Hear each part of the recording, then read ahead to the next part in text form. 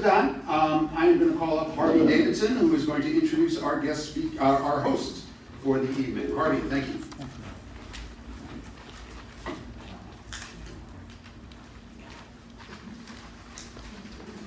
Hi everyone, good evening.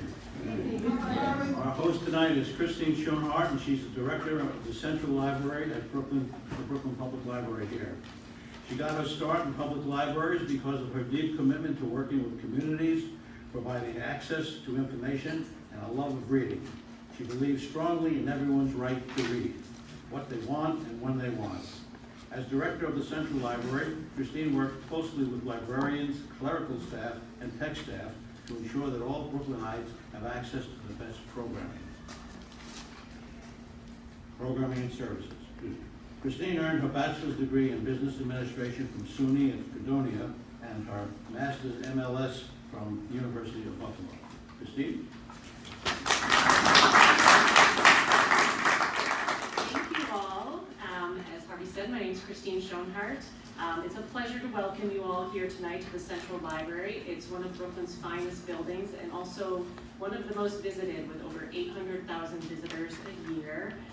People come to read, to use their computer, to come to our programs, a little bit of everything, and everyone's welcome. But we're more than just a building filled with books.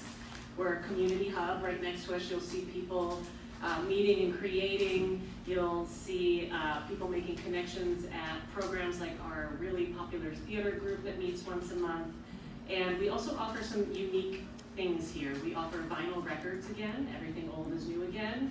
We offer telescopes, and we also offer over 100 musical instruments if you're interested in learning a musical instrument. And I thought this group might be interested in learning just a few other facts about the building. We lend over 1 million items a year just from this location. The next biggest lending library in Brooklyn is our Brooklyn Heights branch, and they do about 300,000 items, so that's sort of the order of magnitude. The book that has been borrowed most from our library as a system is a classic many of you probably have read called Where the Wild Things Are by Maurice Sendak. And we also have a library card with that design on it. If you don't have a library card, I encourage you to sign up for one today. We are separate from both Manhattan and Queens, but you can have all three of those cards. It greatly increases your chances of getting books that are on hold and on ebooks. And we average about 9,000 computer sessions. And we recently, last year, hosted a giant exhibit about Jay-Z, and it kind of blew all of our minds, and we're happy to have had it, but also glad that we got the library back. But in that time, 617,000 people came to that exhibit, and we gave out over 63,000 library cards. So there's an impact there beyond just hip hop. So thank you again for having your group meeting here. If you get a chance, I don't know if you can explore the library today, but come back, please. We're always happy to have you. Like I said, get a library card.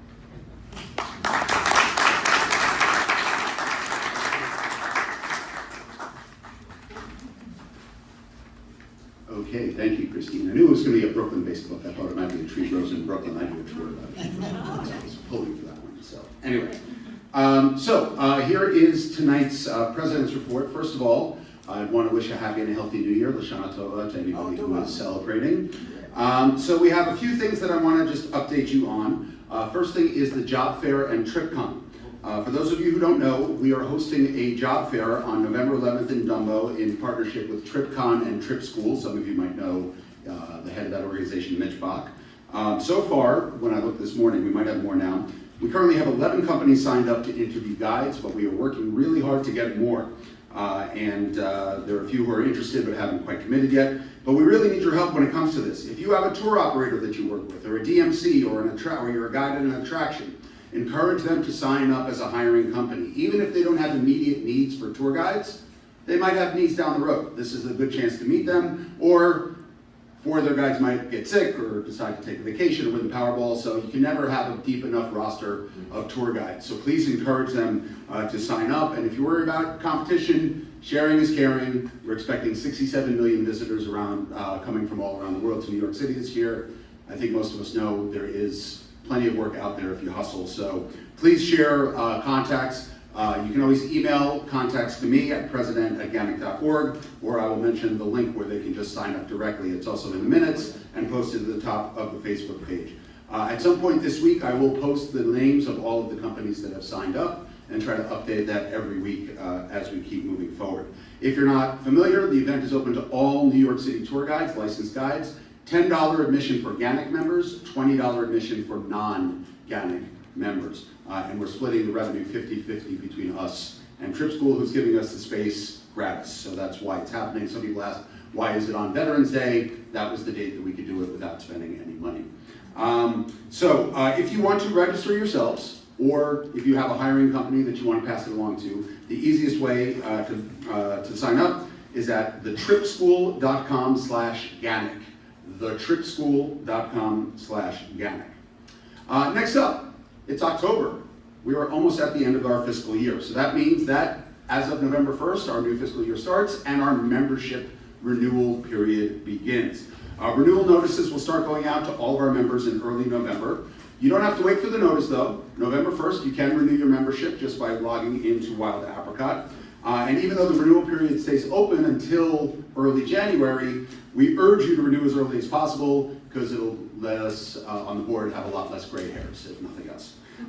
As you might know, voted upon last month at the membership meeting, the dues are staying the same for the next fiscal year, which is $175 for all members. This funding allows GANYC to provide all of the vital programming, advocacy, and resources to you, our members. It is the biggest source of revenue that we bring in every year is from membership dues. So please renew as early as possible and encourage your fellow GANYC members to do the same.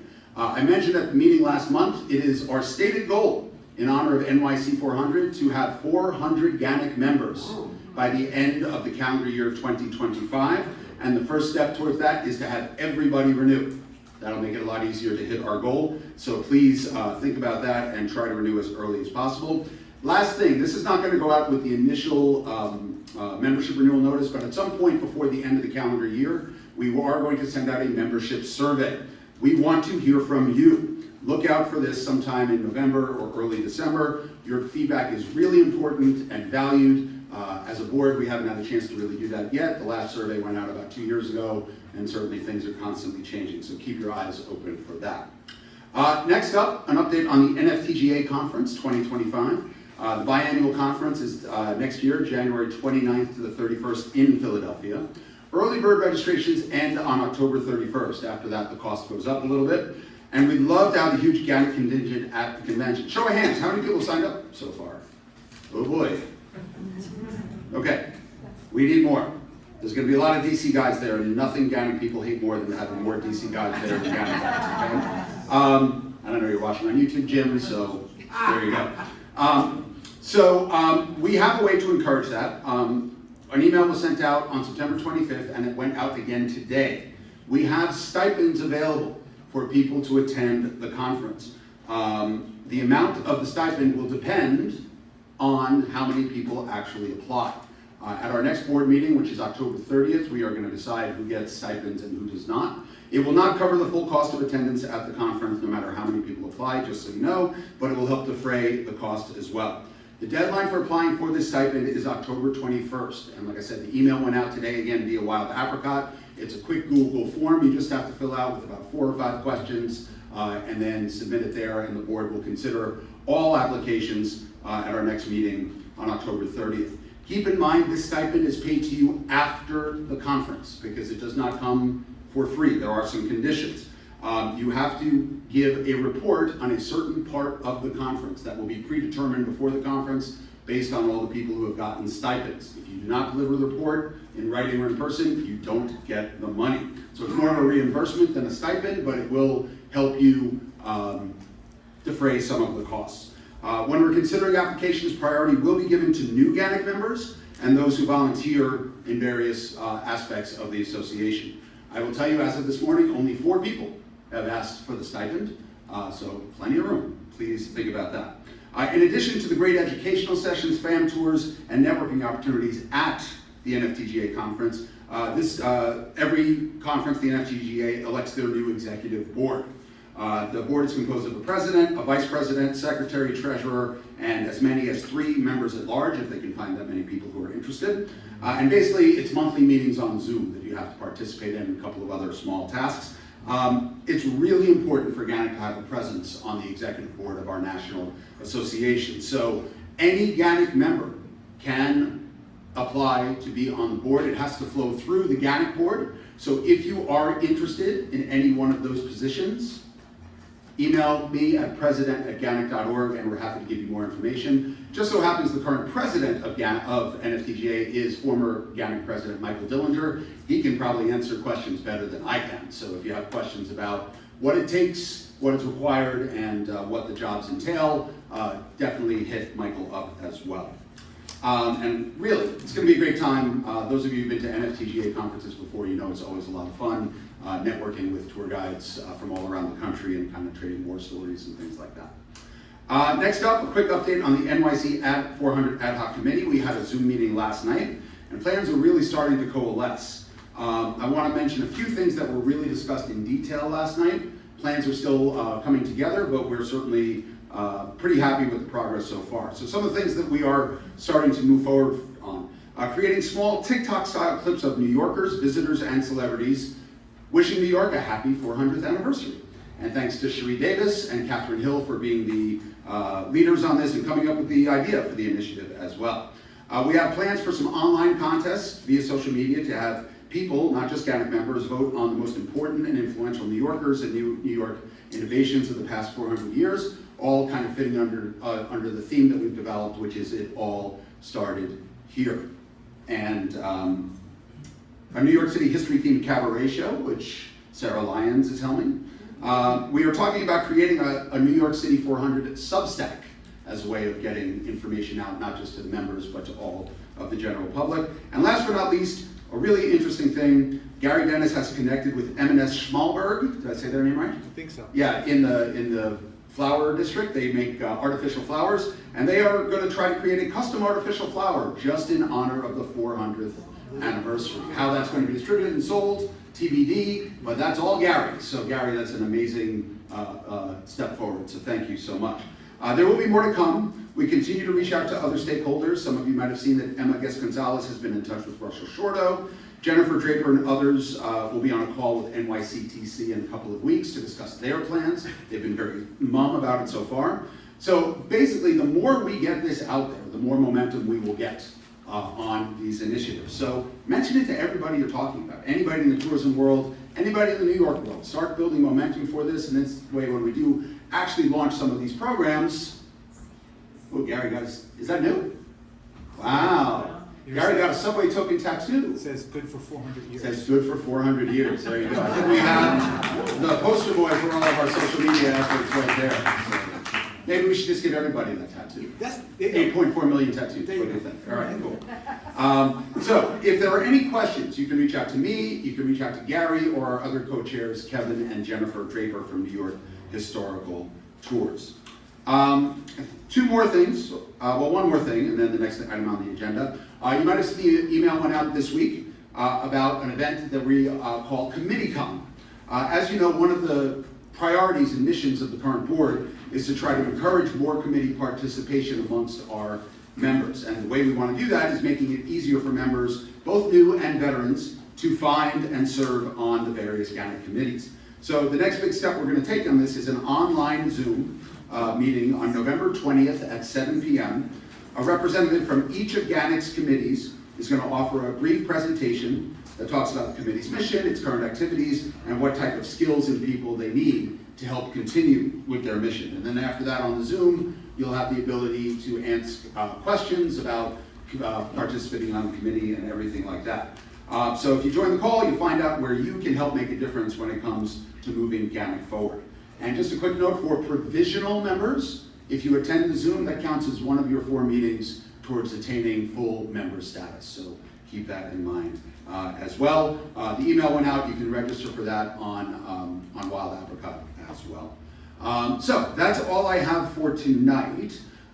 Before we keep moving forward, any questions, my friends? I scared you all. I said we're too tight on time to ask questions. No, just kidding. Okay, well, as you know, you can always reach out and ask more questions. If you like, either find me personally, shoot an email to president@ganyc.org. Okay, so next, as some of you may know, One of our longtime members, Robin Garr, suffered a medical episode while leading a tour at her beloved Yankee Stadium last month, and she's not going to be able to return to work for quite a while. So in the great tradition of GANYC, where we take care of our own, we're going to pass the hat tonight. Please be generous if you can. She's going to be out for a while. Is that a hat? I have a hat as well. Your hat's probably bigger. Okay. Let's do that. No one really likes rock stars. By the way, this hat was left behind at last month's meeting, so if this belongs to anybody, you can absolutely claim it. Is that yours? Okay, so we're going to use it for charity tonight, and then you'll get the hat back at the end of the meeting. So we'll start passing it around. As you know, the GANYC matches any contributions that you give tonight, and there will also be a digital way that we'll do a Venmo or a PayPal or something that will be posted to the Facebook group, right? Yes, tonight. And GANYC matches any donations up to $500, okay? Anything in excess of $500 we don't match, but the first $500 is matched from the Mensch Fund in the GANYC coffers. So, do you want to pass that on? Yes. Okay, so if you can, please be generous. I'm sure most of you know Robin. She's given a lot to our organization, and you can start passing time. So what we're gonna do to pass the hat is we're gonna send it serpentine back here and then back up to me so that I can keep taking notes because I'm secretary for a day. So yeah, Robin, as you know, is a really long-time and beloved member of our association, and so if you can be generous, if you can't afford to, please be generous. Yes, Jared? Can we Venmo or PayPal, please? Yes, so we will be posting a link on the Facebook page, members' Facebook page in the next day or so, where you can contribute digitally as well. So if you'd rather do that, or you don't carry cash, that's totally fine as well. So, okay. Thoughts or questions, my friends? Great. So let's keep moving on. I'd like to call up John Senlak, who's going to introduce tonight's guest speaker.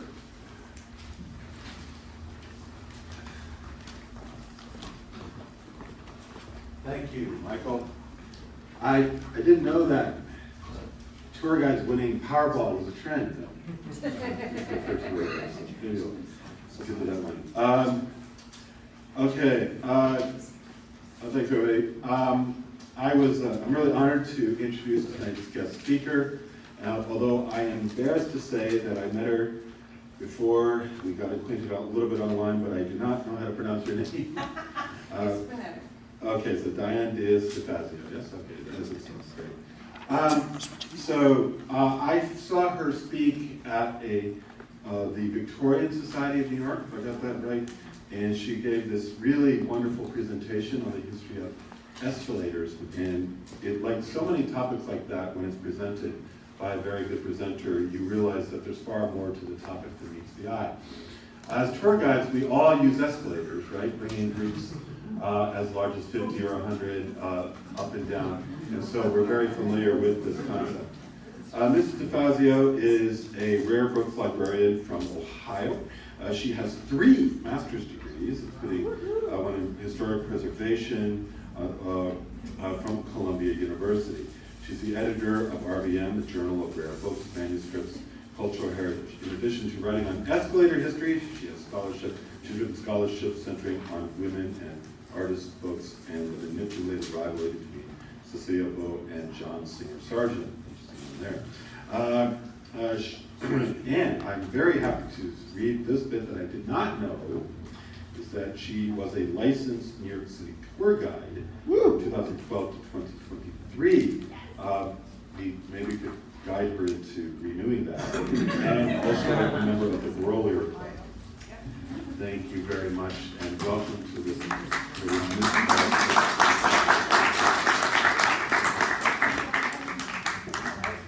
my gosh, I have too many papers here. Hi. Hello. Thank you all for being here. Let me just do one really super quick thing with this PowerPoint so it does not show you the rest of my screen. Because who wants that? Thank you, John, for that lovely introduction. I appreciate that. It was great to meet you. I love how this all kind of came about. Thank you to Lisa Puccio, who is somewhere, I can't see her, for doing all the coordination and getting here tonight. It is my absolute joy to talk about escalators and how they change the world. and how that all started right here in New York City. So we'll get started, because I don't want to take up too much of your time. But yes, I did, like, really, last year, I just decided to not renew my license. And then this happened, so, anyway, so let's get going. So, if you saw this in the guide's newsletter, or as I stepped to the microphone today, you probably thought, I remember those escalators at Macy's. fill in the blank name of store, yes. Right. Because escalators are firmly ingrained in the cultural mind's eye, and they're tied to the consumer experience. So, you may have heard that the elevator revolutionized building construction and invented the skyscraper. You may have heard or said that the elevator accelerated the modern age. And you may have even heard that air conditioning and electric lighting hastened the prevalence of multi-level department stores. You have heard all these things. But I am here tonight to preach that escalators triggered the vast new domain of construction, and now we inhabit that almost without thought. For example, you may have noticed one hiding behind this headline in the New York Times. Or probably you noticed that this building has a couple. These are old pictures. They have been renovated. But did you know that those wooden escalators in Macy's are not the originals? And they're not even the oldest in the store.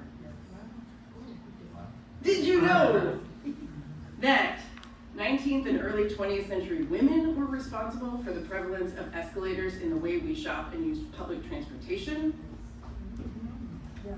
Let us now examine, someone did, the timeline of vertical transportation and how it transformed our daily life in just under a quarter century. One thing though, as you all know, all tours are unique and all approaches to escalator history can be unique. We could focus on women in escalators, escalators as agents of change and discrimination, escalator inventors, physics and engineering, or center a particular market for escalators. But, as John said, we don't have a lot of time. So, we will push forward with an overview. Ooh, too fast. We'll get to that guy. So what's an escalator? Escalators are not really a new idea, right? Escalators look like stairs. They were devised on the concepts of simple machines. The ancestors used inclined planes to lift heavy loads. And this guy, our man, Elisha Otis, demonstrated his update on what is essentially the pulley and counterweight system at New York's Crystal Palace in 1853. After this well-known little bit of performance art, passenger elevators popped up all over the place. Now, who among us doesn't love a good old elevator? Luxurious spaces, wood and leather paneling, carpeted floors, upholstered seating, mirrors, visible technology. Elevators were the ultimate in fashion, safety, and technology. And yet, and we heard it here, there was a call, soft though it might have been, for an alternative. Which returns us to the question, how else can you move things up? The moving stairs. We are not going to linger on this diagram, but I can call to your attention one thing visualized twice here. 2 drive wheels in green. Keep a chain of links in motion. 2 drive wheels, keep a chain of links in motion. Got it? All right.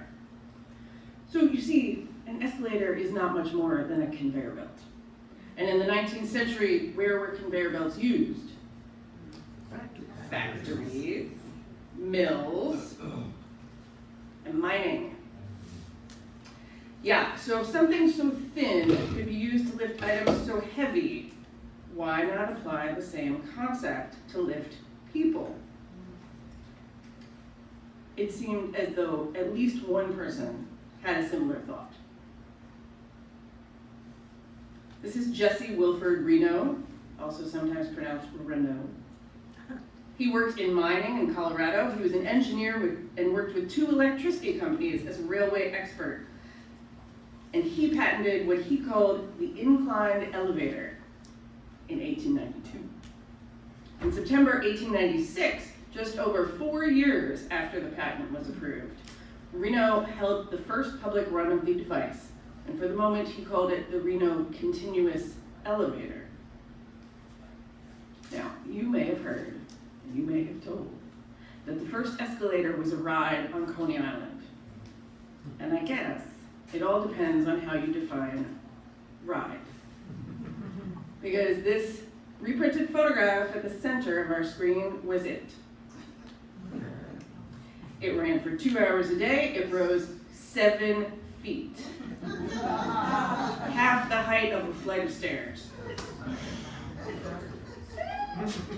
The inclined elevator also had a test run at the Manhattan side of the East River Bridge, shown at the lower right in a contemporary illustration from Scientific American. Lucky for us. Lyman Bloomingdale, yes, that one, saw value in this novelty and he invested. So by 1898, his advertisements in the New York Times enticed shoppers to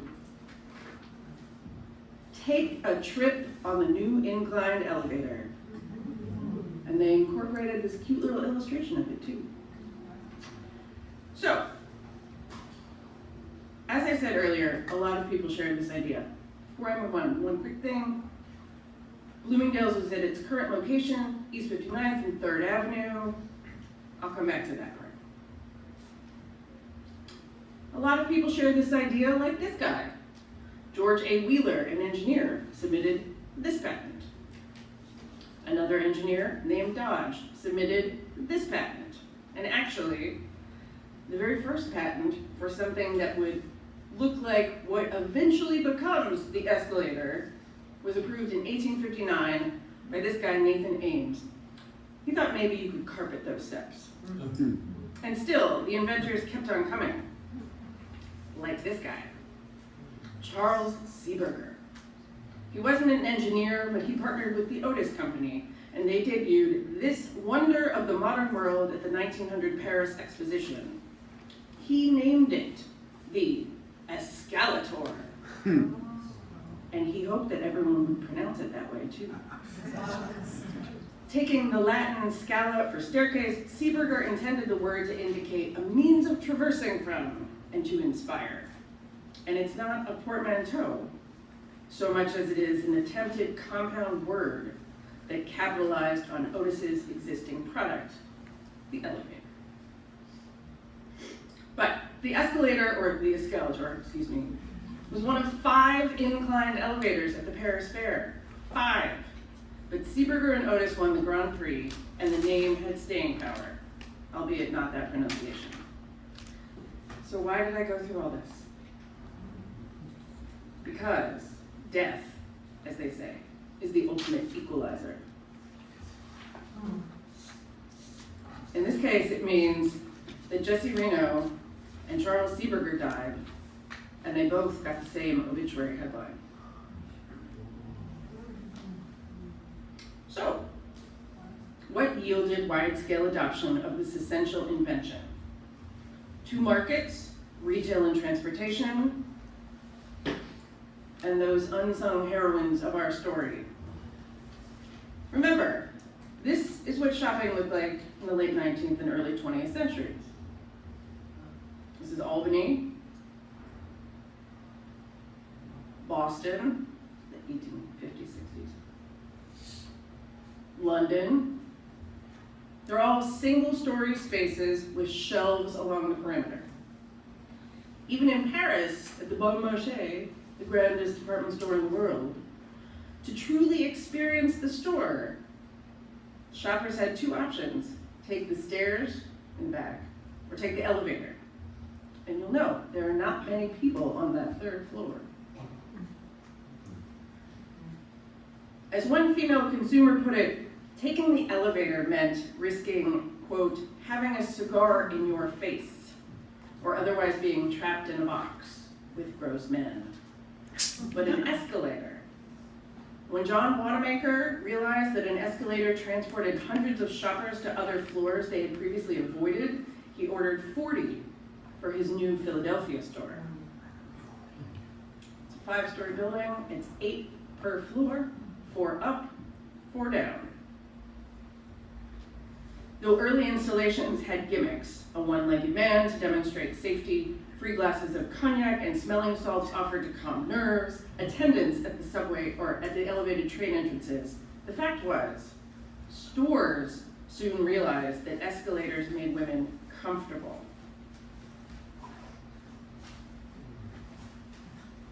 This is a headline from the New York Times in 1911. It didn't take long. In less than a decade, the product was everywhere, as was competition. Brands. Inclined elevator, moving staircase, motor stairs, escalator, many trade names, one basic same product. Manufacturers included Reno, Otis, Hale, Fiat, Dodge, Westinghouse, Montgomery, Miele, and Mitsubishi. This is what I like to call the reverse family tree, because we started off with a lot of manufacturers, and now there are 5. And yes, they did get caught for a little thing about, monopolies in Europe.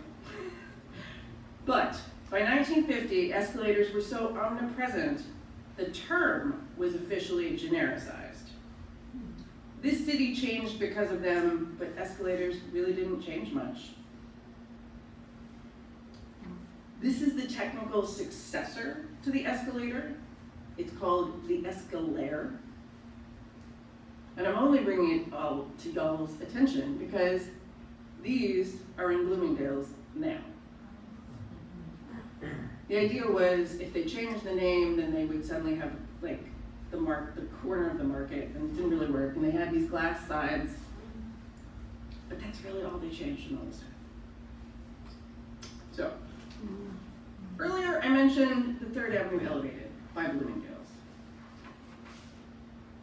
It's no coincidence that Reno model escalators were installed near the 59th Street station entrance to match the ones in Bloomingdale's. On 6th Avenue, Seeberger model escalators were installed here near 23rd Street to match the Seeberger model escalators at the Siegel Cooper store.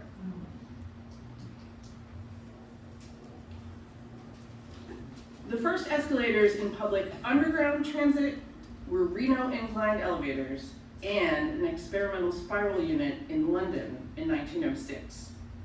Boston followed in 1908, and unfortunately it's unclear when the first one was actually finished and run in New York City, but we do know when the first complaint was made. Keep moving on the moving stairs.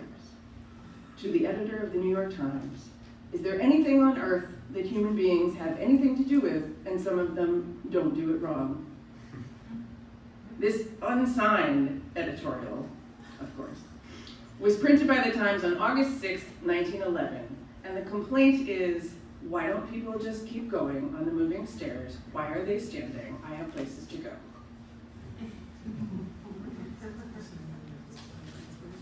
Which brings me to, I like an escalator, man. Because an escalator can never break. It can only become stairs.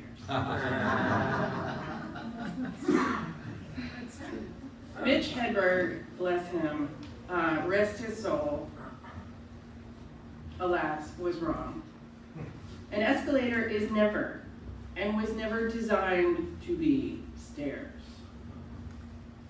For one thing, the steps themselves are deliberately higher in rise than a standard staircase.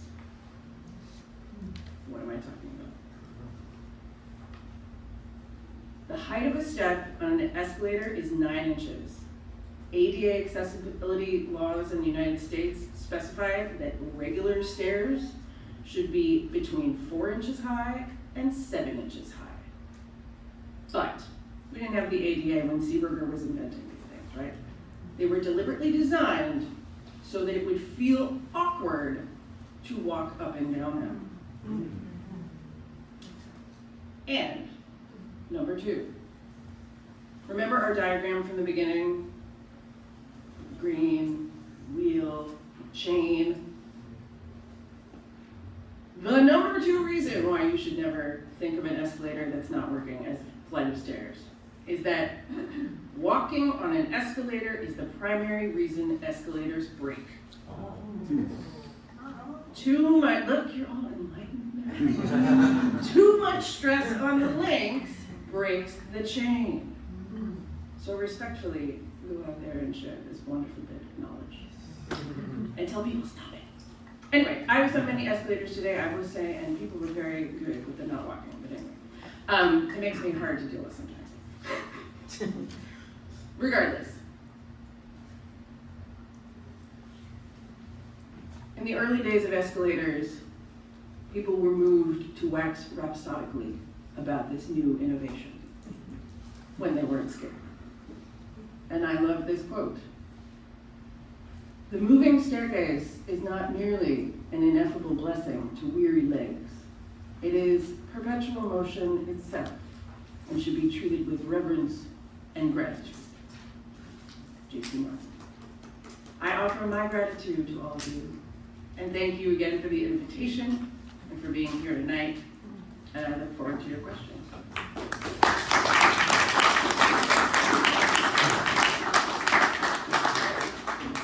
So we do have, that was very succinct, thank you. I hope you didn't rush on our account, but it looks like we definitely have questions. Remember, I'll call on you, please stand up and identify yourself. So why don't we start with Susan? Susan, do you have a favorite escalator? Ooh, do I have a favorite? Wow, I never thought about that. When I first got into this topic, the thing that was presented to me was, well, what's a history of technology that no one's worked on? And it was either revolving door, which is a whole other story, or the escalator. And at the time, Shea Stadium was still there, and they had escalators, and they were like the original, so that was like kind of cool, and that's kind of close to my heart. The DC Metro ones are nice though, because they're the longest and the steepest. And Woodley Park one? sorry, what now? Woodley Park? Weekly Park? Woodley Park. That's the longest one in the city. Yes. Yes. Longer than Roslyn? Longer than Roslyn? I was put Roslyn.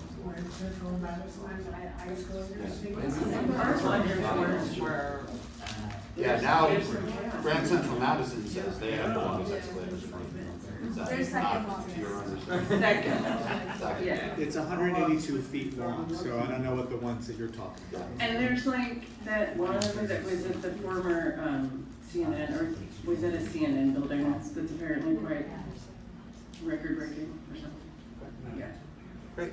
More questions. Jared, I heard that. identify yourself. I'm Jared, the tour guide. Hi, Jared.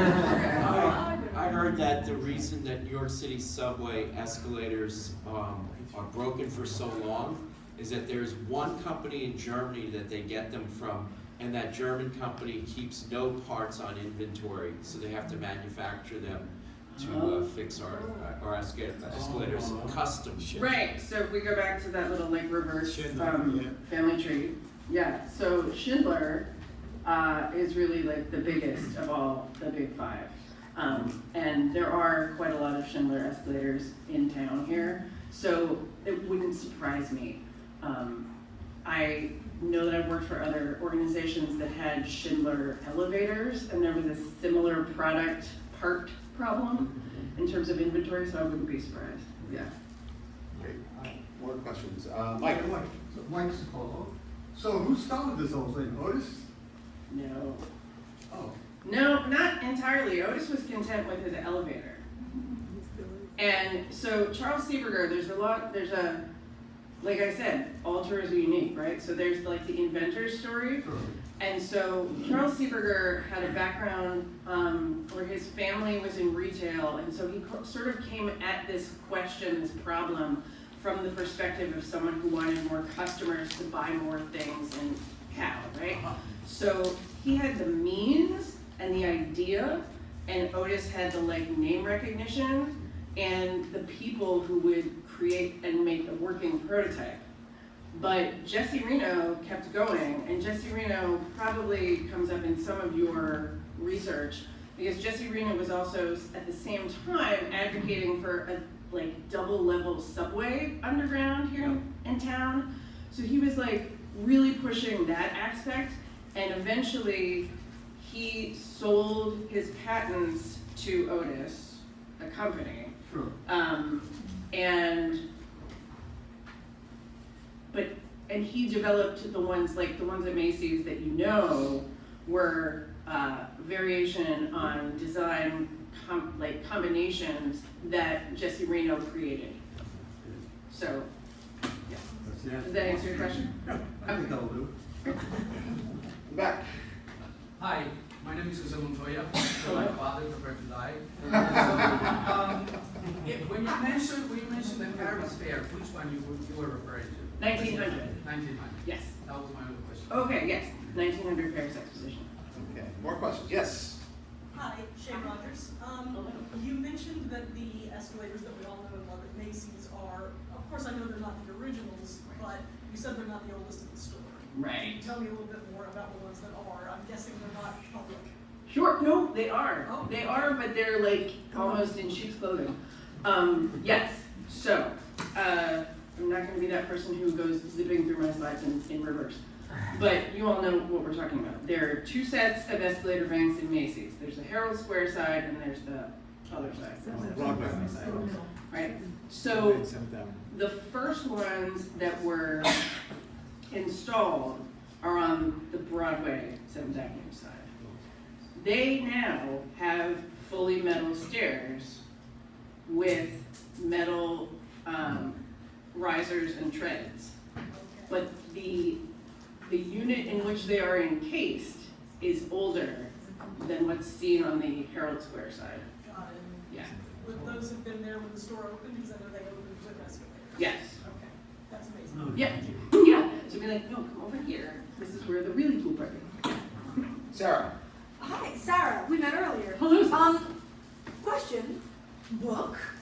Oh. Do you have one written already? Is one in process? Or if not, can we convince you to write one? Because I'd read the hell out of it. I love that question. I'm so glad you're enthusiastic about it. Obviously I am too, because I'm jumping. Yeah, but the thing, like I started looking into this in 2007, and the thing has always been I wanted this to be a book because it's just so neat, and it's so like hidden history of our daily lives. So I do have a proposal out. Fingers crossed someone cares. But yeah, it's definitely a thing that I would love to get out there. Yeah. Harvey. Harvey Davidson. In England, I know they have these staircases where you have to step on like a ladder and it elevates you up. Are you familiar with that at all? Those are in Europe, I've seen that. Yeah, in Europe? I would have to see an image, and probably then I would be like, oh yes, that. It sounds rather scary, but It is, it could be dangerous. If you slip. yeah, I mean, one of the things about this like magical period of like 1892 to like 1900, when suddenly it flattened out with the Paris Expo, was just the level of creativity about how to get people up. And it was all kind of based on this belt idea. Like James Dodge, I may have gone by it too quickly in the slides, but his company was called the Dodge Link Belt Machinery Company, and that's what it was. Like somehow this thing kind of ran a belt over, I guess, step-like projections that didn't move. But there was that, and there was like Jesse Reno's initial inclined elevator. You kind of inserted your feet at an angle, like on a ski slope, into metal slats. So I'm not surprised that something like what you're describing exists, but I'm not as familiar with it. Also, many of us have been to airports and know the moving sidewalks. Now, how would you classify that in relation to That is an excellent question. Yes. So are we familiar with the 1893 World's Columbian Exposition? Yes, of course you are. So at the Chicago Fair, shorthand, the first moving sidewalk debuted, and it went down the pier into Lake Michigan, right? Today, all of these companies make both, and they're just called moving walkways. So it's a similar concept. The only thing is you can walk on a moving walkway and it's not going to do anything to damage a belt. So they're like just physically built differently, but they were all in the minds of all these inventors around the same time. I have a quick follow-up to that, if you don't Okay. mind. Yes. Yeah. Sure. There was a proposal to put moving sidewalks on Fifth Avenue and Broadway in the 1870s. Do you know anything about this and anything you can share about that? I don't know anything about that. Okay. Yeah, I don't really. I mean, It somewhere was chartered like, by the New York State Legislature, but the governor vetoed it. So, yeah. It, thankfully. not surprising. Okay. So Mason, you Is that have your 1 minute thing? That you're doing? No. Okay, you also have a question. Okay. All And I then can John say is, and talking Lisa. about outdoor escalators, there's one that's famous that's now in the 9/11 Museum, Oh, and yeah. I have a connection with it that's gonna be in a novel, and I'll leave it at that. Wow. Okay. Well, you know. All I say, I was running up that escalator to go to another office building that collapsed on 9/11. Yeah. But I was being followed by someone in a white suit, and that'll be all I'm gonna leave on that. Wow. Okay. So see, escalators in future history. They had a big fight over it because people used that escalator to evacuate on 9/11. Right. They finally decided that they didn't take the whole escalator, but they took it down and put it in the 9/11 museum. Okay. We do have to keep moving. Mike Grant. There you go. Mike Graham, thank you so much. I have a very distant, very cloudy memory from junior high of going down to, I think it was the 4 or 5 entrance at, right by Battery Park across from A bowling green. Customs House. And I remember it was a wooden escalator. I mean, could that have been there, how long were they? Oh yeah. Because it was just like the old one at Macy's, and I never forgot, like, wow, this is, you know. Right. So in this very brief overview, we're not talking about like what changed to make escalators metal and what changed to make the steps look the way they do. And a lot of that has to do with safety and fires and lawsuits and other things. And like this wonderful legal concept called attractive nuisance. And so there was, I'm hesitating to say not great, but there was a fire in London in the underground that was started by this like unclean detritus and a lit cigarette. And that basically was the end of wooden escalators in public transportation all over the world. And that was in the 80s. So you're not entirely far off. And if you think about that station at Bowling Green right in front of the Customs House, there are escalators there, but they're like from the renovation. And that would have been around the same time. Okay, We have Lisa time for and John. 3 more questions. Lisa, John, and Gary, then we do have to wrap up. Lisa. The idea when I say introduce yourself is say your whole name so people know who you are, not just your first name. Mara, my confirmation name, Puccio. Thank you. Diane, question. The first escalators, were they powered by electricity? And at any point, were there escalators that were powered by steam prior to electricity coming along? Bless you for that question. They were always electric. The question is, were they AC or DC? That was like chapter 2 of my thesis at Columbia. but initially they were DC motored, and now they're AC. But you're right to ask the question about steam, because it was in that magical time, but we are talking about New York City and London, and there was already enough electric stuff, literally in the air, so yeah. Okay. John. Yeah, John Sunlight. Do you have any examples or opinions of like any venues, like high pedestrian traffic venues that make either good or very bad use of escalators? And along those lines, I wondered if you have any opinions about the Oculus. Oh, the Oculus. Right, talk about not so great application. Yeah, so here's the thing. We shouldn't be walking on escalators, and yet we put them in public transit. And where people do not have the time to just like hang out and wait. And we So like the biggest kind of non-answer but answer is like public transit and airports are the absolute worst place for these things to be, and that's where they are. Because the escalator manufacturers say like, you know, you shouldn't take rolling luggage or strollers on escalators, and yet they're in the airport. And it like blows my mind. So that's like the worst application that we could do much better on somehow. But it really does all come back to like this 1890s idea of having to wait for an elevator. And if you've ever been to like the subway at J Street in Brooklyn, and like you're just waiting for this elevator and it's dark and you're like, am I gonna die here? Like probably from boredom. But anyway, but escalators for good that actually connect with this earlier thread of outdoors are not in America, but are in Colombia right now, in the country of Colombia, and in Hong Kong. And there's the central mid-levels escalators in Hong Kong. There's the Granja Padana, I think. It's in Toledo in Spain. And there's this new set of escalators in Colombia that basically connects this neighborhood that was totally impoverished and had no other way of getting stuff except for the gangs and the cartels. And they built these escalators, and people like old women and families are like leaving to get stuff, and they're safe. And it's like starting to enliven these communities around them. So, okay, sorry, that went on too long. Okay, Gary. Hi, Gary.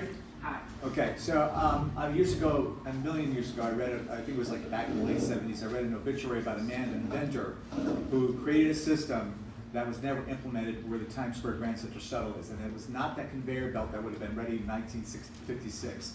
It was something different with 3 different moving belts. One is like going 3 miles an hour, next one's 6, one is 9. Have you heard of this? Or am I remembering this wrong? But, no, that does sound familiar. Okay, so that somebody who cannot walk all that fast can get on it easily.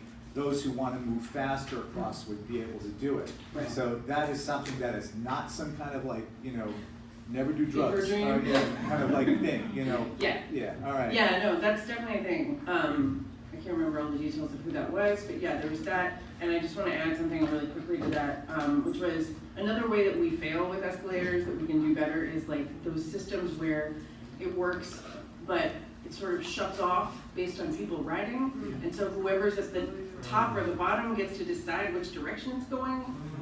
We should know. But one other quick thing that I didn't get to talk about because they're not here, they're in San Francisco and in Las Vegas, are Mitsubishi's spiral escalators, which are not technically spiral so much as they are curves, but they are the coolest things. And if you ever go to Caesar's Palace in Las Vegas, you will see that. Okay, I have one final question. Okay. It relates a little bit to the issue of putting them in public transit. Yeah. Why the hell are escalators so much faster in Europe than in America? Because we standardize the speed. So the United States standardized the speed based on, I'm not really sure, but like these guys all getting together in a room and coming up with a decision.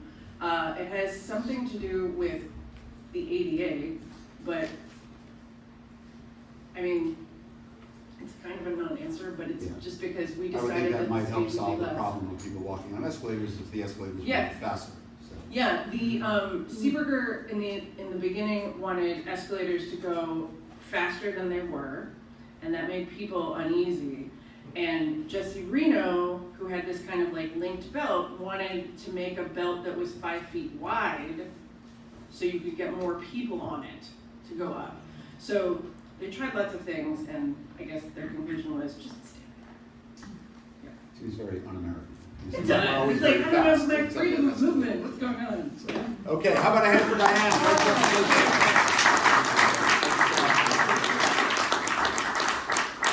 Okay, so we are going to move along now, and next up we're going to call up the pizza maven of all pizza mavens, Mr. Scott Wiener, who I understand did a wonderful online seminar today, and he's going to do a quick summation of that perhaps today. So good to see you, Scott. Thank you so much. Great to see you, absolutely. So yeah, how many of you were in the meeting earlier today? Okay, great, thanks for coming. I hope you stuck around for a good chunk. It ended up being 2 hours long, so yeah, it was a lot. So it's National Pizza Month. That's why I'm gonna present to you guys. But it's also a great opportunity for a bit of a reset, because over the past few years, there's been a lot more research, and people like me, very few of us, but people like me who go out and look into information about some of the history of pizza and science of pizza, and as it turns out, a lot of the information that I know a lot of us have probably been saying to the public has not been completely accurate. And so that's why we spent 2 hours talking about it today, and that's why I'll spend maybe 8 minutes talking about it right now. But in the name of brevity, I chose to not bring a bunch of slides. Instead, everybody will get a link to the presentation from earlier today, which has lots of slides. I'll also send you the slides. I also gave you this printout with bullet points of the shortest version of all the information, which if you didn't get one, they're all the way by the door. But it's very simple things that I really just want to go over, basic elements, so that everybody has access to the same information. Can you all hear me, by the way, if I'm standing right? Great, great. If you can't, I'll move over to the mic, but nothing to show, so I don't need to stand over there. So the first thing that I'll mention is about history, about pizza history in New York. And maybe I'll ask it to you this way. What was the first pizzeria in New York? Not Lombardi's. Totono's, not Lombardi's, Original Ray's. Forno Pizzeria. Now, yeah, so you were either in that lecture or you've done some awesome research, which is great. The big thing is, I think the story that a lot of us have told, including myself, for probably the first 5 years of running pizza tours, was that Lombardi's was the first pizzeria in the United States. It was a grocery store that turned into a pizzeria in 1905. As it turns out, there is evidence of pizzerias way before that. So in this presentation earlier today, and in this, I think, first or maybe second bullet point, we gave you information about how the earliest known evidence of a pizzeria in the United States is an 1894 business directory that cites this place on Mulberry Street that's no longer there, because now it's on the side of the street that's now Columbus Park.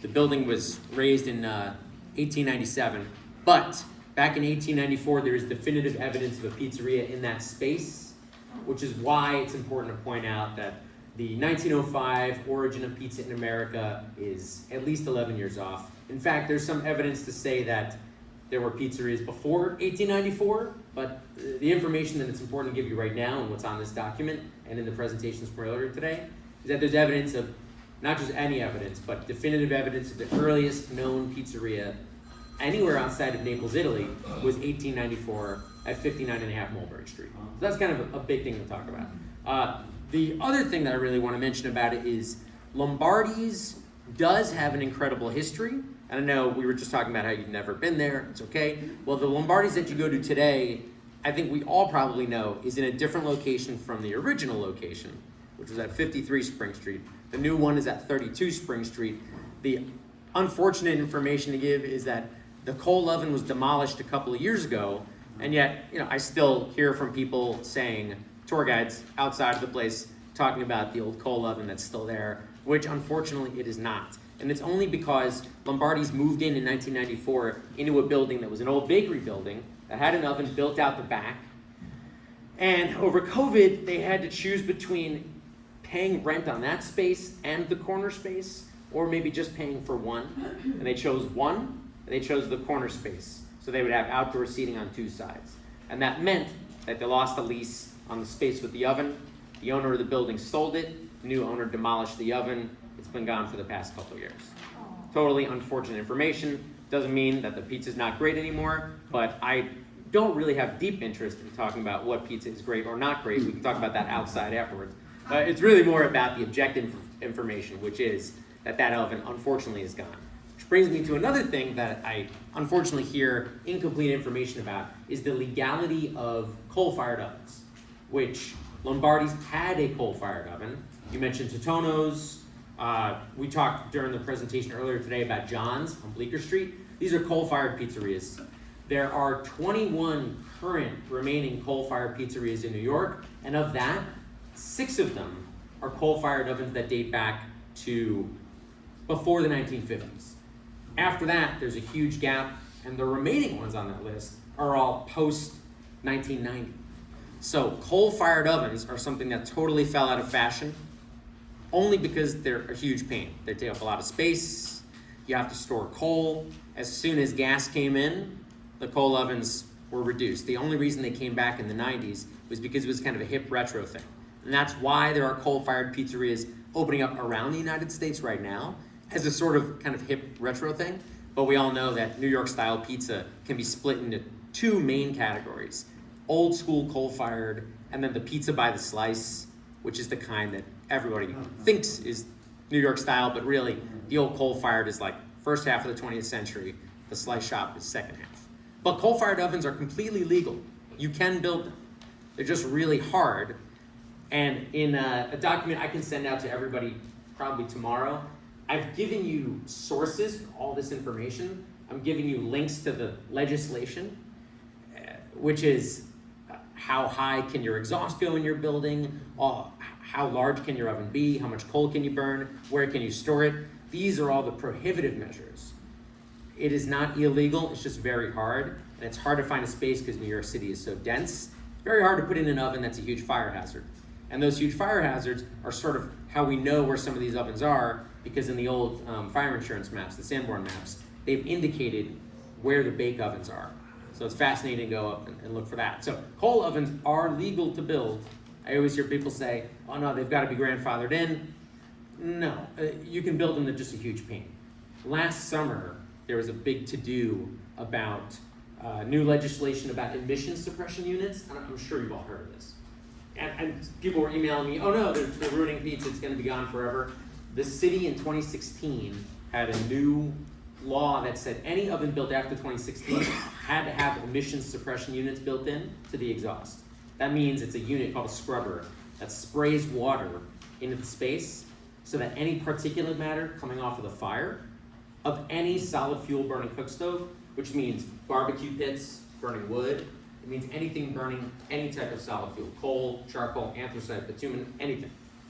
You have to have this unit that sprays water into the space that holds on to all the particulate matter so it won't go into the air, which is, of course, terrible to breathe in. It's a breathing air situation. It's not like a big climate change thing, although the New York Post tried to turn it into that. So that's why I got angry comments on anything I posted about it saying, you're trying to kill small businesses. 0 pizzerias have closed because of it. Most of the pizzerias have already put those units in. And when people said, oh, it's gonna ruin all the pizza, they didn't realize that John's at Bleecker Street had changed it 5 years ago. Nobody noticed. Therefore, everybody's wrong. It's okay. It's expensive and it's annoying.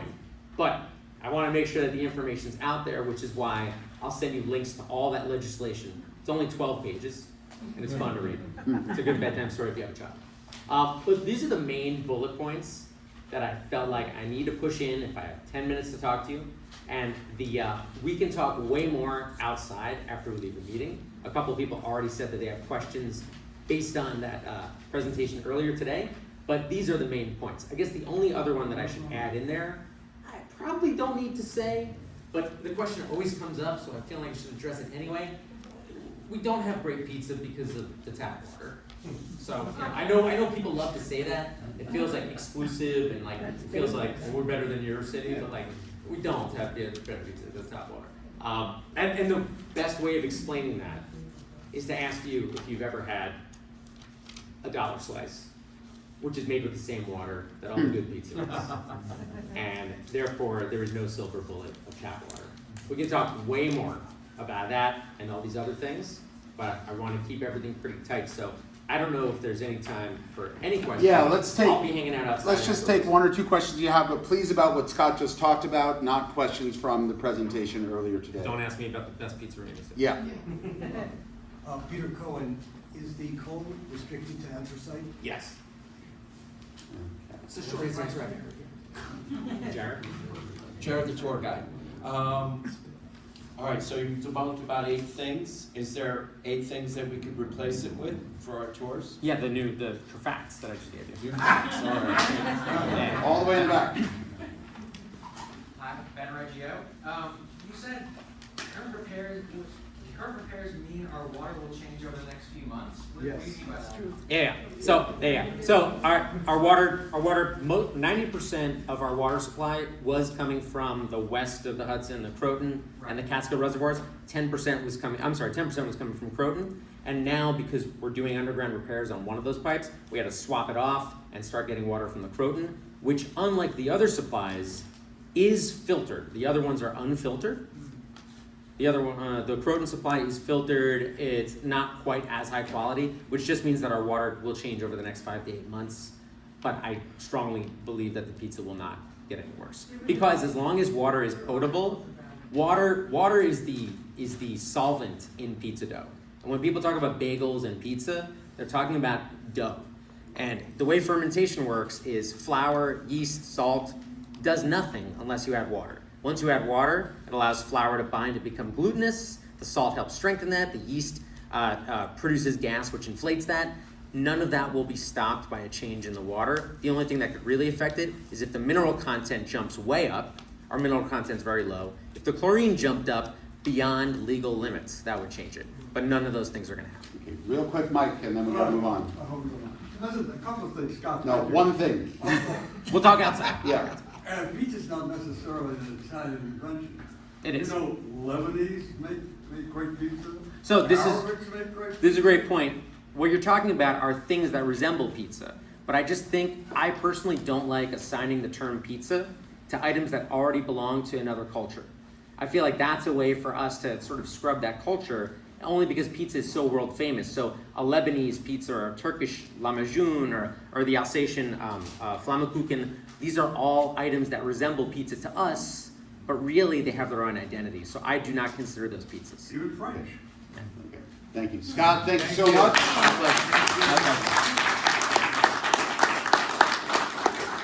Okay, we are going to move on with our committee reports, and I should have thought of this when Scott was talking, but we are taping this, we're videoing this meeting, so it's probably best for people to stand at the podium so you're visible and audible to the phone that's videoing. So we'll start with the awards committee and Sarah Lyons.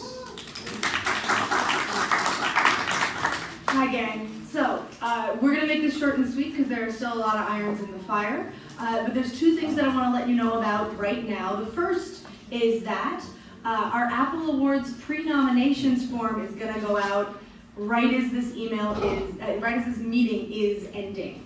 So look to your emails. For those who are unfamiliar, this process basically means we want to know from you what you're excited about. And whatever people seem the most excited about will end up being our nominees during the voting process that happens later this year for the Apple Awards. The link that's included in that email is to a Google form, and we will only be accepting nominations through the Google form. And if you're wondering why all of us are making these noises about that, it's because every year there's someone who doesn't pay attention to that. We will only be accepting nominations through that form just because it makes the committee's life a lot easier. But you are able to submit as much or as little information on that form as you wish. Fill out as many or as few of those fields as you wish, and to submit as often or as seldom as you wish up until the deadline, which will be 5 p.m. on November 17th. So if you have 17 really great book recommendations, throw them all in there. You do not have to have an accompanying food recommendation to go with it, although we do want to make sure we have enough nominees for every category, so tell us what you love. There will be more information in that form delineating the parameters for date start and date end for eligible nominees. Additionally, we are still in the process of finalizing our October meeting date, but other than that, our full schedule past this month in meetings is available on Wild Apricot right now, and we will be sending out emails closer to the dates of each meeting, reminding everybody that these are open and available to all, so look out for that as well. In the meantime, if you'd like to get updates about October specifically, please email us at awards@GANYC.org, and we will have information abounding for you next month. Any questions? Any questions for Sarah? Any idea when we're going to have a date for the awards ceremony? An excellent question. There is one particular non-voting category that we are still trying to hammer down, as well as nailing down final details on a host. We have a very promising idea that we're not going to announce yet because we don't want to jinx it. But if it does work out, then we will coordinate with their schedules in order to secure an exact date. But we have a couple in mind that will not conflict with any guiding things and will hopefully be able to sync up close, if not exactly on, International Tourist Guides Day. Thanks, Sarah. Okay, next up, Education Committee, Nina Mende, come on down.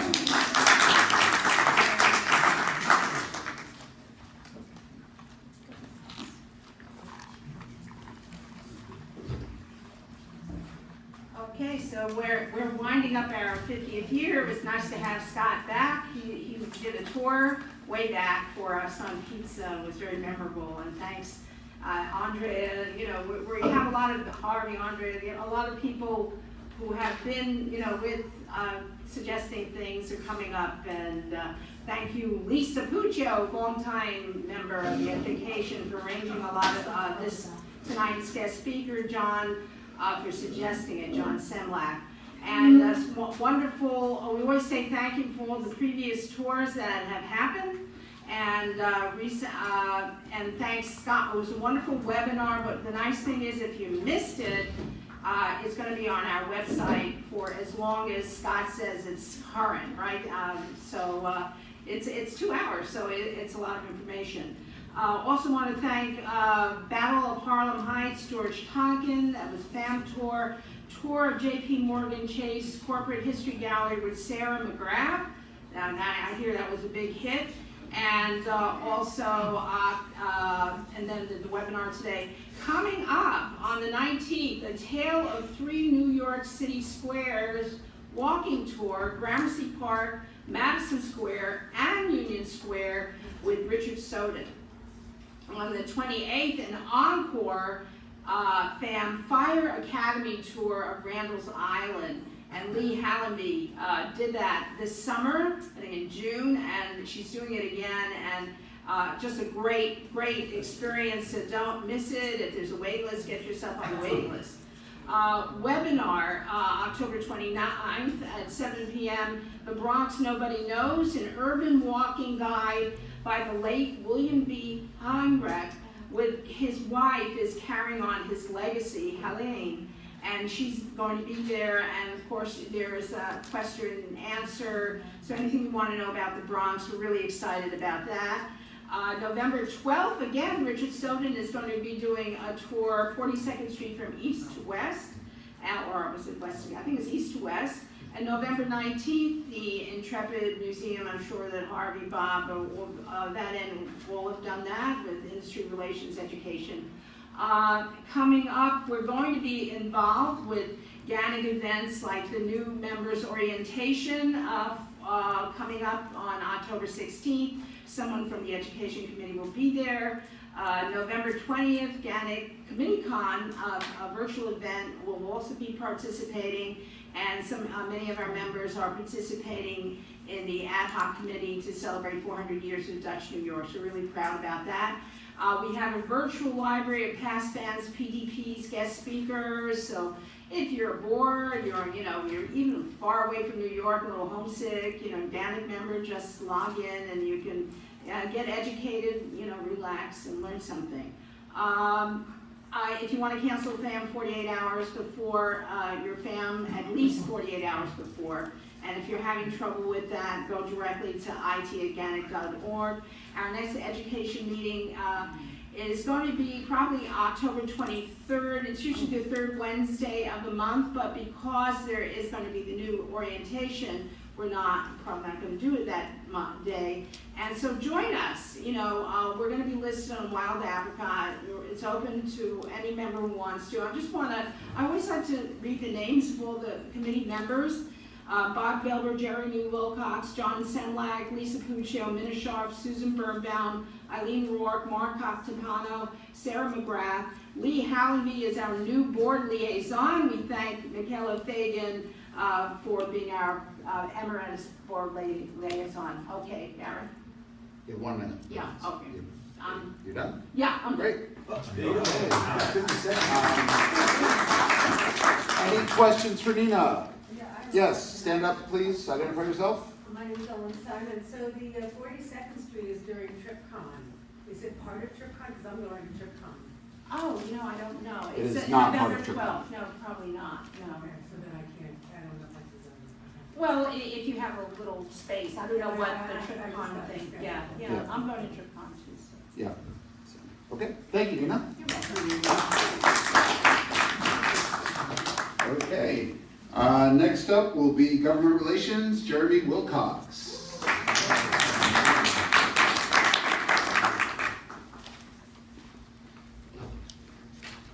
Hey everyone, so this report was prepared by the committee's chair, Patrick Casey. So just going to read it as he's written it here. So GANYC scored another success following their recent meeting with the New York City Department of Consumer Affairs and Worker Protection. In that meeting, we discussed tour operators using unlicensed guides, the situation at Battery Park with the ticket sellers that we're all familiar with, questionable practices by pedicab operators, and the disappearance of the list of licensed guides from the city website. As we have seen in the media, there have been some new crackdowns on ticket sellers in Battery Park and some sweeps of duplicitous pedicabs. While the enforcement is occasional sweeps and not constant, we are pleased with the attention that the city is giving to these problems. Additionally, at least one tour operator has been asked by DCWP to verify that all their guides are licensed. This is a great step forward, supporting the value of our sightseeing guide license to consumers visiting New York. Last week, we were informed by DCWP that the list of licensed sightseeing guides has returned to the agency's site. As of this report, there are 2,824 licensed sightseeing guides in New York. Stars and scores no longer appear on the list, as DCWP had dropped those quite a while ago. And the written report that'll be on the website will have a link to where you can see that list. The committee's next action will be to follow up on the much-needed rewrite of the New York City's Administrative Code, section 20, 242 to 247, including sections 271 through 274. It's not in his report, but Patrick had mentioned before, this is some of the really outdated stuff from decades ago, like only being able to charge like $1 per person per tour, and some of the stuff that isn't enforced but should be removed from the code. GANYC and its Government Relations Committee is enjoying a nice role right now, and we look forward to additional successes. Yeah, if there are any questions, Jeremy's not the chair, he's just reading Patrick's report, but are there any questions? Okay, great, thank you, Jeremy. I will tell you that that item about the tour operator being checked, that was somebody in the tour world who called me and said, have you heard anything about this? And I said no, and he told me some details, and I passed it along to Patrick, who I guess has verified that now with DCWP. Basically, the idea is if you suspect a company of using unlicensed tour guides, contact DCWP via 311. That's how this came about.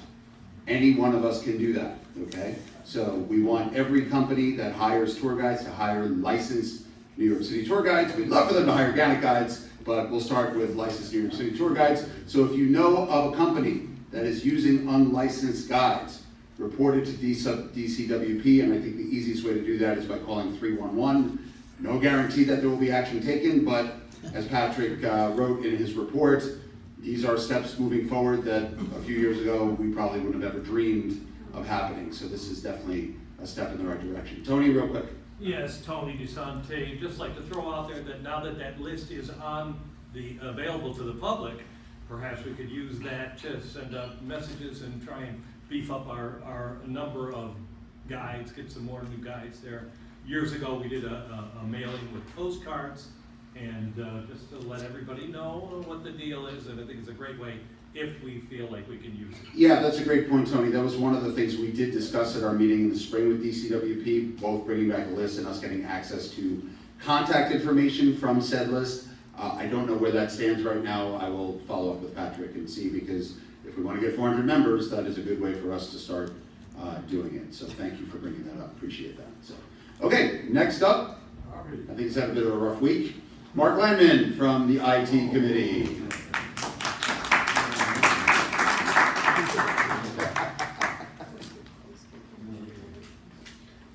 This report was written by Emma Gonzalez, the chair of the committee. The IT committee held a Zoom training session on September 13th with board members and Sam Cohn from New Media Solutions to go over the back-end workings of the new GANYC website. Emma held a Zoom training session with the Education Committee on September 19th during the regular monthly meeting. I met with Bob and Harvey in person to set up and train them on how to use the new Industry Relations and Associate Director emails in Zoho on September 30th. And Harvey, it works, right? Okay. Both Emma and I were happy are happy to help any GANYC committee chair or board member who's having difficulty using the new GANYC email system with Zoho.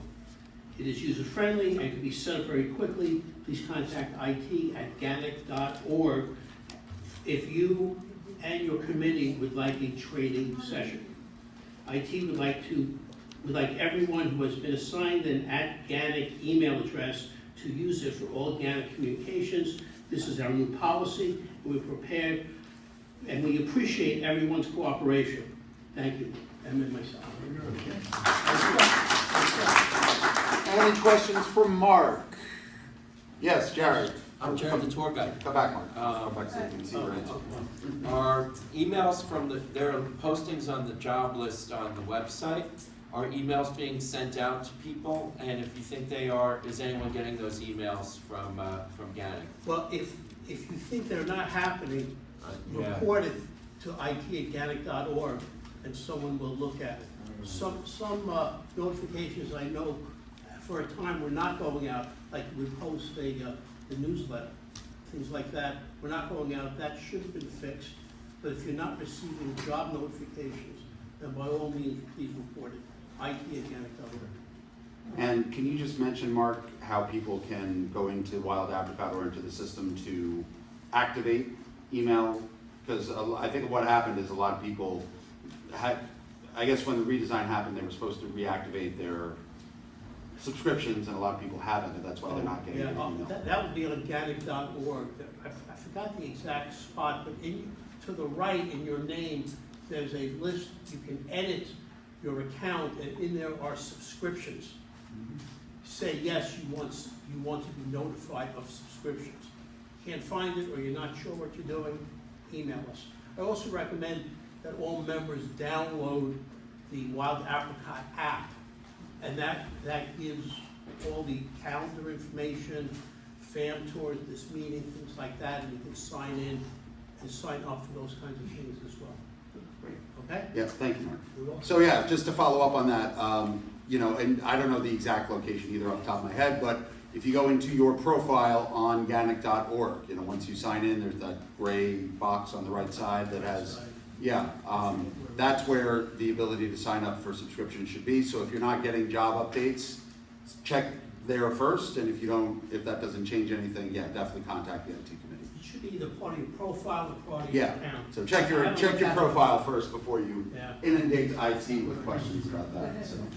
Sorry, I went a little bit out of order. I do apologize. Next up is the Industry Relations Report with Harvey Davidson.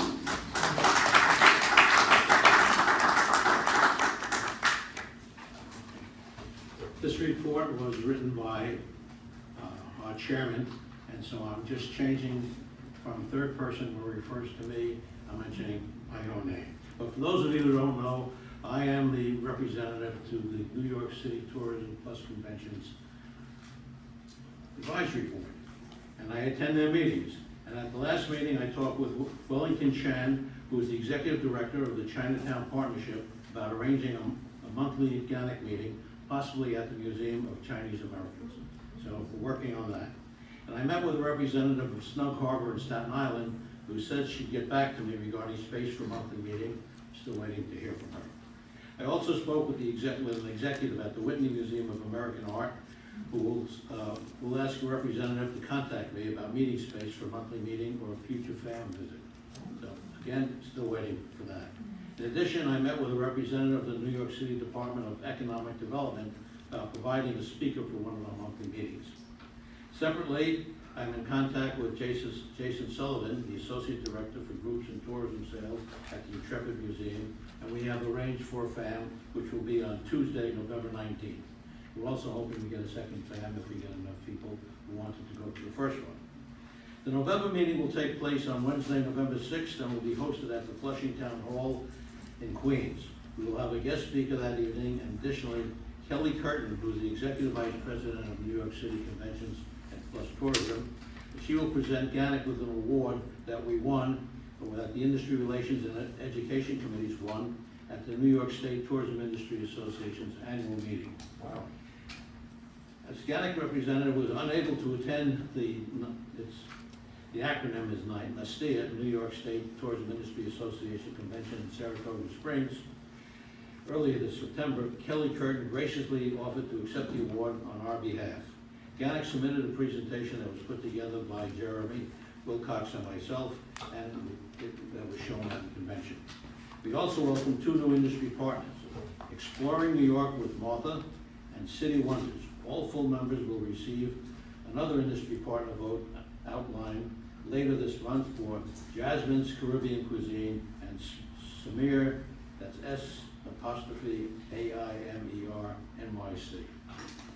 That's the Industry Relations Committee report for this month. Great. Any questions? Any questions for Harvey? Okay, great. Thank you, Harvey. And I know I'm biased as former chair of the Industry Relations Committee, but this association would not be what it is without what Bob and Harvey do for us all the time. So every committee chair is worthy of that praise, but they especially deserve our thanks because they work really, really hard to get venues like this and all the other things that Harvey was starting to talk about. Okay, so our last committee, Ann McDermott. Good to see her up and about. Come on down, Ann. Membership committee. Membership, yes. Not the Ann McDermott committee. So yes, I'm the chair of the membership committee. So in September, we interviewed 3 folks to join GANYC, and 2 of them joined, and one of them is here tonight, Jeffrey Snow. Would you like to say hello? Welcome, Jeffrey. He's a new member. We welcome you to GANYC, and take advantage. Speaking of taking advantage, Tony and I are trying to organize after the meetings for everybody to get together and have a little social time.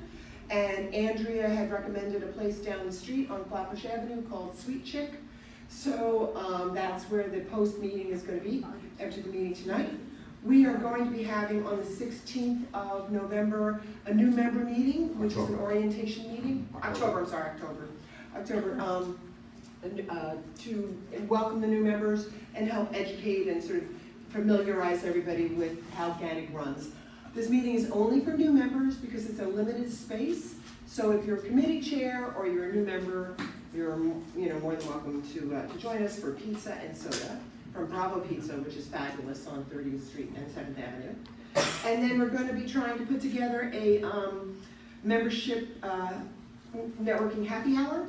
At the end of October, we're working on a venue. Tony and I have been chatting with several different places. We haven't nailed it down yet.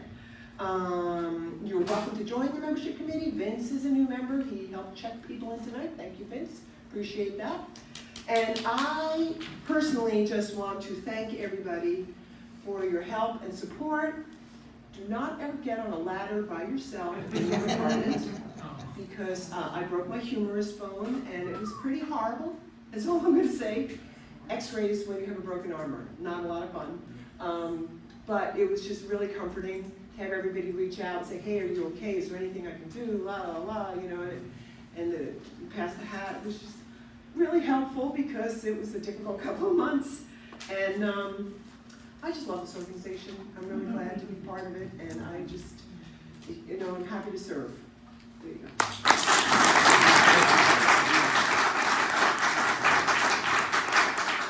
Any questions for Ann? Tony, yes.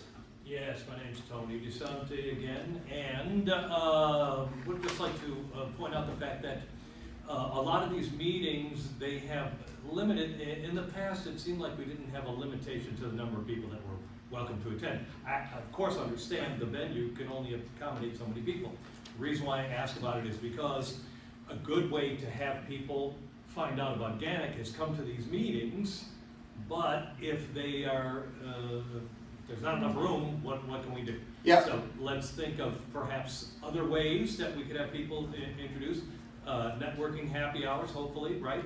And maybe we should look into doing more of those happy hours more frequently, so more people have the opportunity to come and check us out, and looking for ideas along those lines. Okay. So just to address the first part of your point, I don't want to speak for the Industry Relations Committee, but as a lot of you know, this past year was a difficult one financially for GANYC, so I think the focus for a lot of the meeting spaces this year were places that didn't cost us anything. In the new fiscal year, we do have kind of restored the previous budget to find meeting spaces, which should hopefully lead us to larger venues.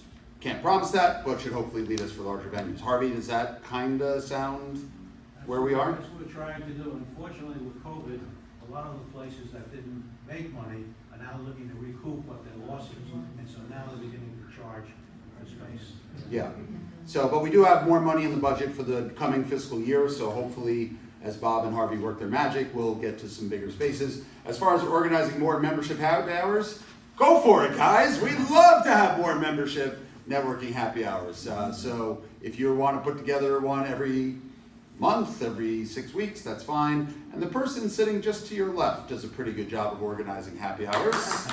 Shirley Davis, so perhaps you all can work together on that as well. So let me just say the venue is called Sweet Chick. It's at 341 Flatbush Avenue, and it's directly across the street from the entrance to the Q Train. There was one other hand up, Harvey. Harvey Davidson. And I heard your story about the ladder. Tell us the truth. What happened to the other guy? Well, I did call my boyfriend on my iWatch. I can recommend that. If you have an iWatch, you can call somebody. I could have called 911 actually on the iWatch. I do have one quick question. Yeah.